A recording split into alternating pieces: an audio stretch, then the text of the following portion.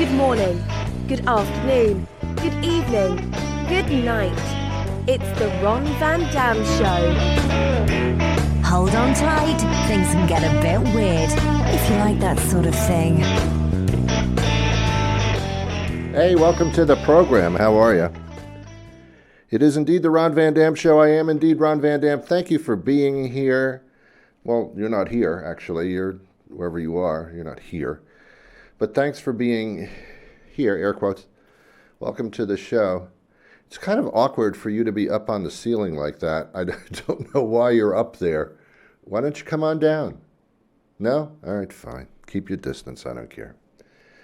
Today is an awkward show for me, and I must say, and I know you're responding by saying, Ron, I've seen your show. Every one of them is awkward in its own right.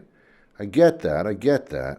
I understand. This is not a school committee meeting. I'm not clicking my fingers at the beginning of the show. I'm not talking about FICA plants. I mean, I have nothing to do with the library whatsoever.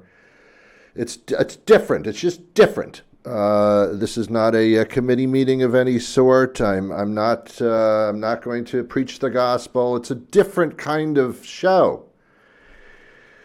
But today is a special occasion of which I feel quite uncomfortable, and I shall explain as the minutes seem just to drag on, huh? This is a half-hour show, by the way, just in case you want to, roast a chicken or something. You can time it by my show. I do this radio program. I've been doing it for 30 years. 30 freaking years. I know. I've been sitting in a chair talking in half-hour or 1-hour spurts for 30 years. I've earned a living doing this. Can you believe that? I can't. You can hear thousands upon thousands of episodes at newenglandbroadcasting.com. That's newenglandbroadcasting.com. I do a new show every single weekday, and it's on some syndicated stations across this great country of ours. And but basically on every platform you can imagine, train platform, Spotify, Shopify, Popeye, iTunes, TuneIn, Amazon Music, Apple Podcasts, iHeartRadio, all of them. So thanks for being here. All right, here's the deal. I don't know when you're watching this, and I'm not going to give you the date of when you are watching this because you know. But today, as I sit here in this chair that is so low down behind the table, that's because I'm not wearing any pants.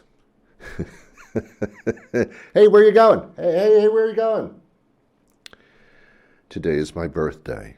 Thank you. Thank you very much. Please hold your applause. I didn't do anything. It's simply my birthday.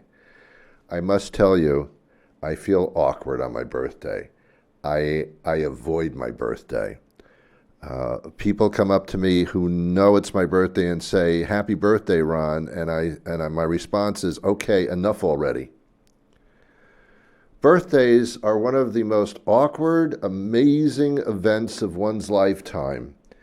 You don't have an infinite number of them, and here's how this works. And tell me if it's just me, because it probably is. When you reach a certain age in your life, you don't want birthdays anymore. When your birthday's coming up, your immediate response is, okay, enough of these. I mean, we're getting to a point where this is not going to be a good outcome. I think the cutoff is 50 years old. Some people, the cutoff is as early as 40. But there comes a point in one's life, I believe, when birthdays are no longer something to celebrate. They're something to avoid. I know that some of you are saying to yourselves, but I can hear you, some of you are saying to yourselves, I celebrate my birthday. I'm 85 years old, Ron, and I still celebrate my birthday. Good for you. But really, in theory, there comes a point where this is not a great deal anymore. Let's go all the way back to childhood, shall we? When you're a baby, not acting like one, but when you are age-wise a baby, you turn 1 year old, and and your parents hold a 1-year-old birthday party for you, and they invite all their friends to come over to celebrate your 1-year-old birthday. I got news for you. That birthday party is not for you. Sure, it's your birthday. It's your one. But it's for the parents. It's not like you're 1 year old and you're sitting in a chair going, hey, what the hell is this? Babies don't even, I don't even know what I did when I was one. I think I pooped and peed and probably gurgled a little bit, and that was probably the extent of my activity. So the very first birthday party you ever have isn't even for you. Figure that out. That's when the parents have people over to their house. They come through the door. The parents point to the baby and say, there it is. 1 year. It's been 1 year. And everybody goes, oh, that's congratulations. For what did I do? What did I do?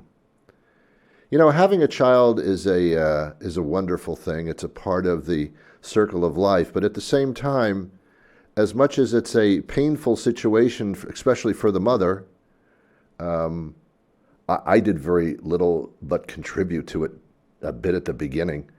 But beyond that, the mother goes through hell. But the thing is that every mother does. It's not like, oh, you had a baby. Oh, my God, that's one.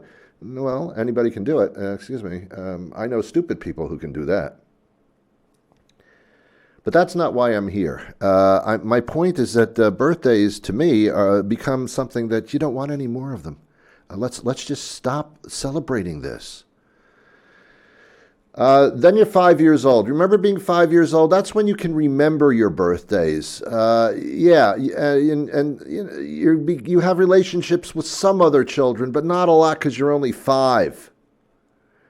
But I remember my 5th birthday party. My mother invited. We had a card table where the legs fold up, and they would play cards. She'd play cards with her husband, which was my father at the time. They would play cards. So what they do, they take the card table and put it in a bigger room, and take out the 4 folding chairs and add a 5th one from the kitchen. There are 5 chairs, and my mother would invite 4 of my so-called friends. I didn't even know their names. And they weren't my friends. They were the kids of my mother's friends. Is really all they were. I didn't know who these kids were. And we would sit there, and I remember sitting at the table as 5 years old. I liked being the center of attention, but I didn't know who these people were. We played party games. I'm old enough to remember a game called Pin the Tail on the Donkey. Are you old enough to remember? No, you're not from that generation. It was the stupidest game ever created, and that's why everybody did it. What happens is, for those that aren't familiar, you get a large picture of a donkey. And you get a large pin, and you pin a little tail onto the pin. You attach it, and that's the tail of the donkey that you're walking around with. It's a sharp object, and the idea is to pin the tail on the donkey with a few little caveats. What you do is you take the birthday boy, which was me, or birthday girl, which was somebody else, and you would give them this large sharp pin, and then you would blindfold them, spin them around 5 times, and let them loose with a sharp object in their hand. And what a wonderful idea for a 5-year-old's birthday party. Give them a sharp object, blindfold them, make them dizzy, and let them loose. It kind of looked like it was pin the tail on your mother, because it seemed to have gone after her more than I did the donkey. Yeah, 5-year-old. My first experience of games really in public was sticking a pin in a donkey's butt. That's a game. That's a game. Thus, Pin the Tail on the Donkey as the title of the game. This was popular when I was growing up. I don't understand why to this day. But it's how foolish these birthday parties were.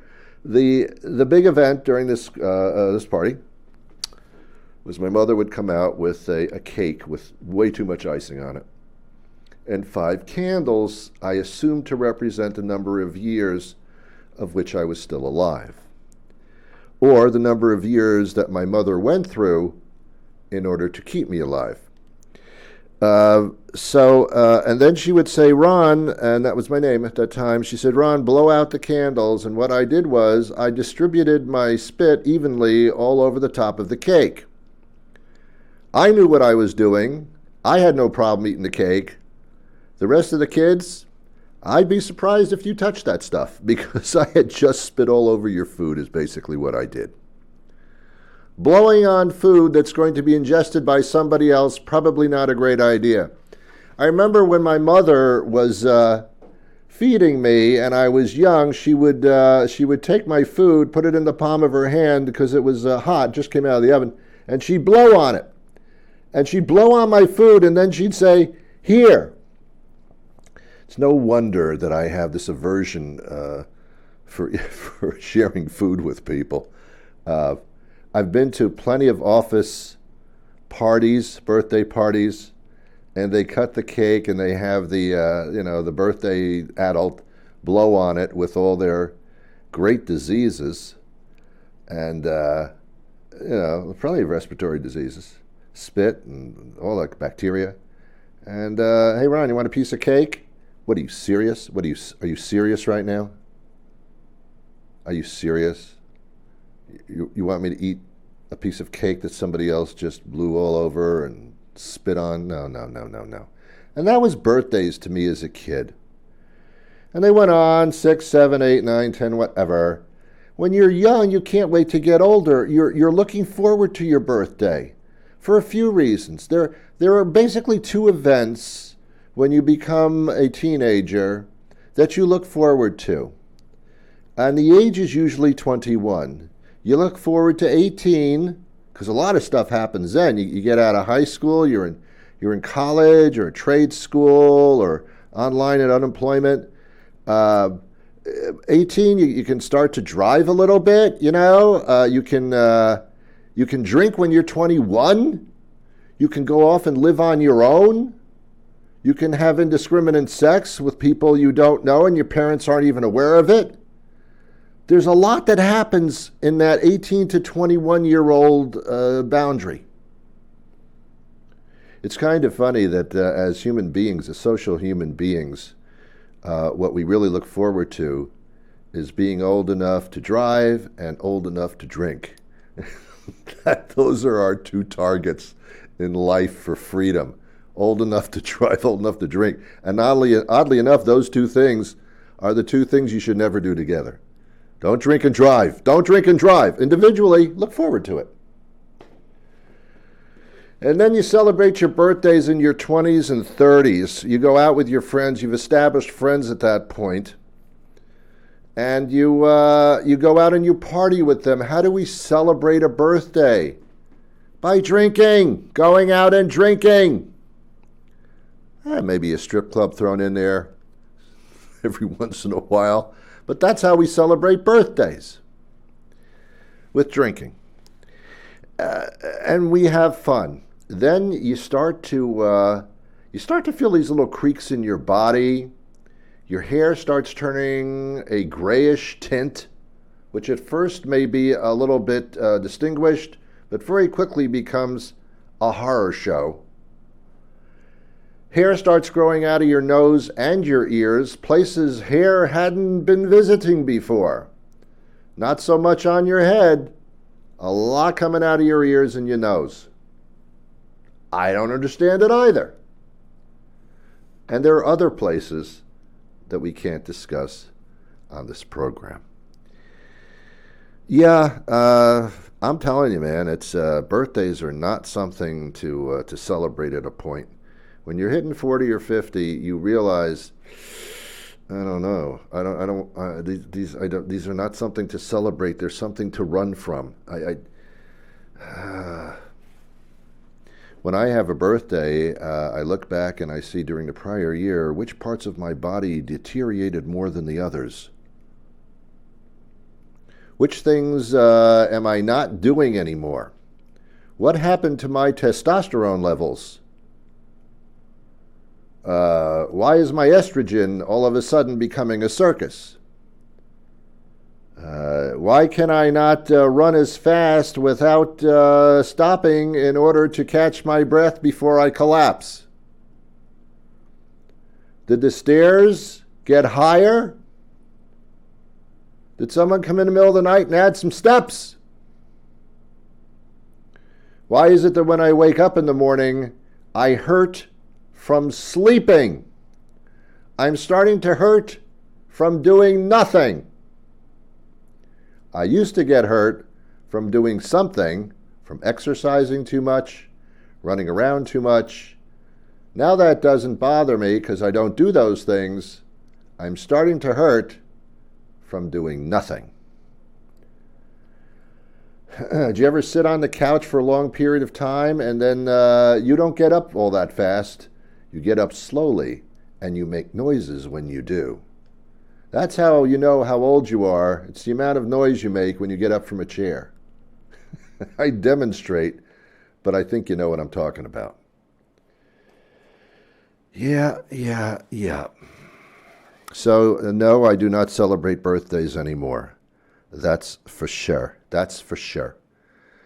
So I'm going through that today. I'm politely dodging birthday greetings. And most people are saying happy birthday, and my response is, yeah, that's accurate. I do have a Facebook account. Actually, I have 4 of them. I hope the Facebook people aren't listening because I don't think you're supposed to have so many. I have 2 public figure Facebook things, and I have 2, I guess, private, just me, Facebook things. It's a total of 4 if my math serves me correctly. And people usually leave me alone. They post me stupid things. But on my birthday, I get hundreds of birthday greetings.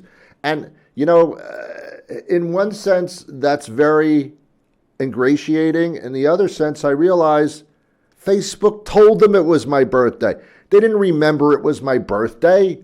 They didn't sit there in a chair and go, well, Ron's birthday is coming up in 3 days. I know that because we celebrate it every year and he's a good person. Doesn't work like that.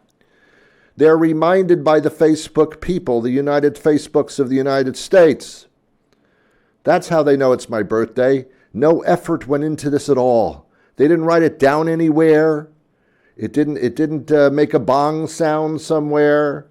They didn't run out and get me a gift. Facebook said, hey, Ron's birthday today. Oh, let's see. What is the least I can do in order to commemorate his birthday, which he doesn't even celebrate himself and does entire shows about that? I'll tell you what, I will go on to one of his many Facebook pages, choose one, and I will type in that little rectangular box, which I think is called posting.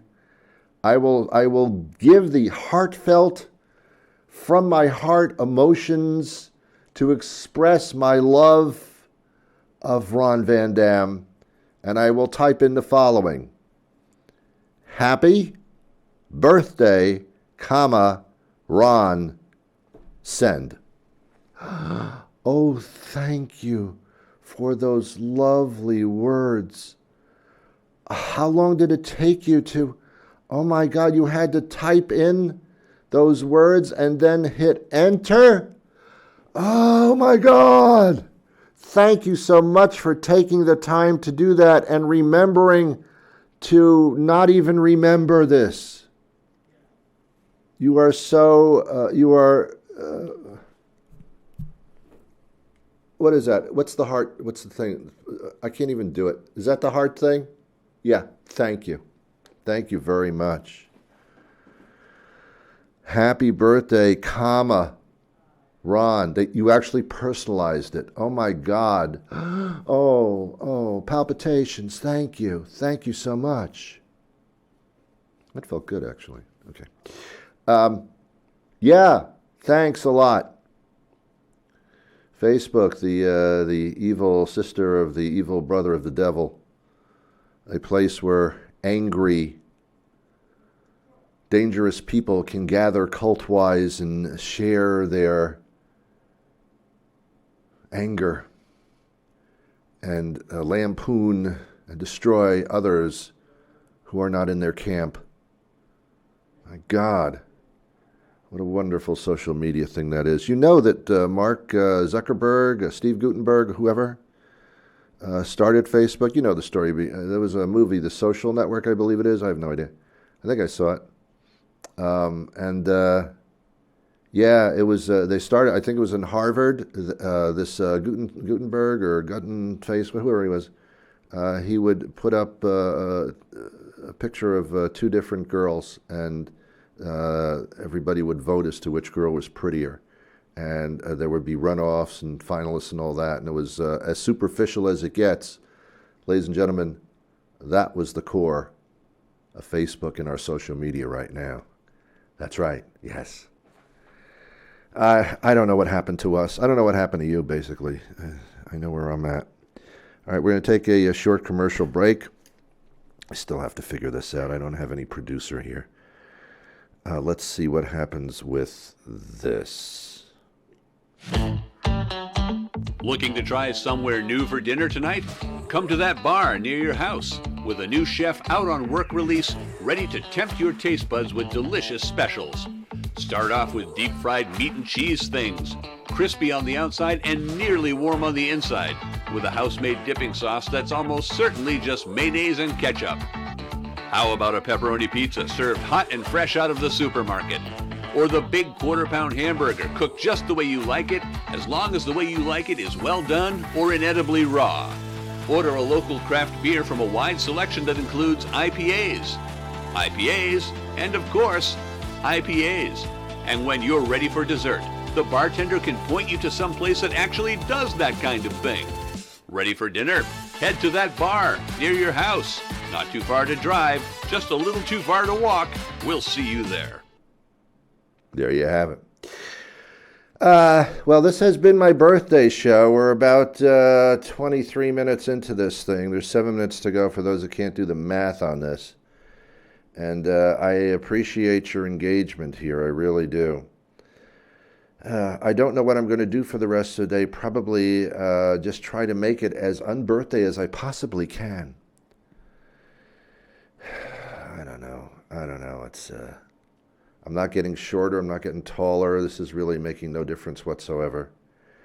You know, every day is your birthday. I like people that say that. I love that, because it's true.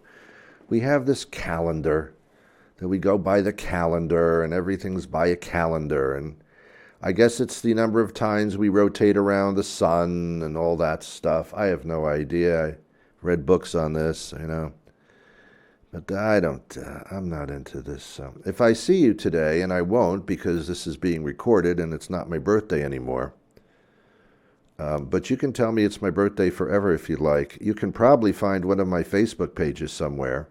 They're all over the place. Drop me a line and say something like, happy birthday, Ron, and that will make my day, of course. The other thing I can't understand about Facebook, and I'm sorry that I'm being so archaic about this, here's the odd part. They have this little, when someone posts something, they have this little heart underneath, and it means that you've liked something that they've sent you or written. And you're supposed to tap or click on that red heart, and that lets them know that you liked the post that they've just made. Which is, it's for some reason very important to them that whatever they've expressed, you must like it.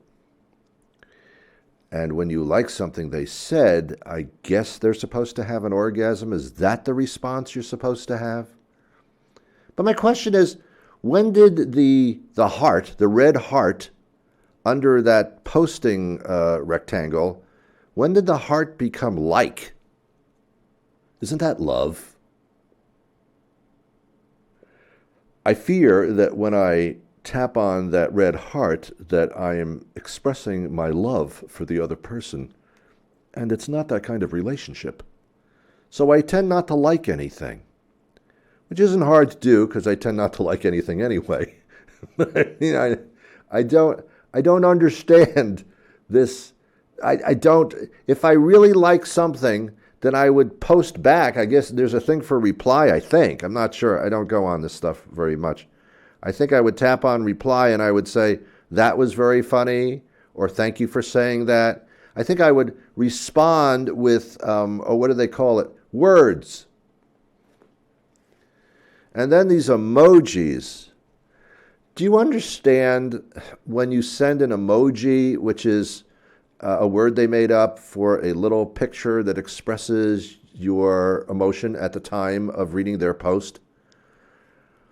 It's sometimes a little face that's laughing or tears coming out of a face. Now, I never know if they're laughing so much that they're crying because the laughter is so extreme, or whether they are like in incredible pain. Like when you go to the hospital and you're in incredible pain because you broke your pelvis, they give you this pain chart. They're like 10 emojis that all represent how much pain you're in. That I can subscribe to on Facebook. I've read your post. This is how much pain it was to read your post. Or I'm laughing hysterically.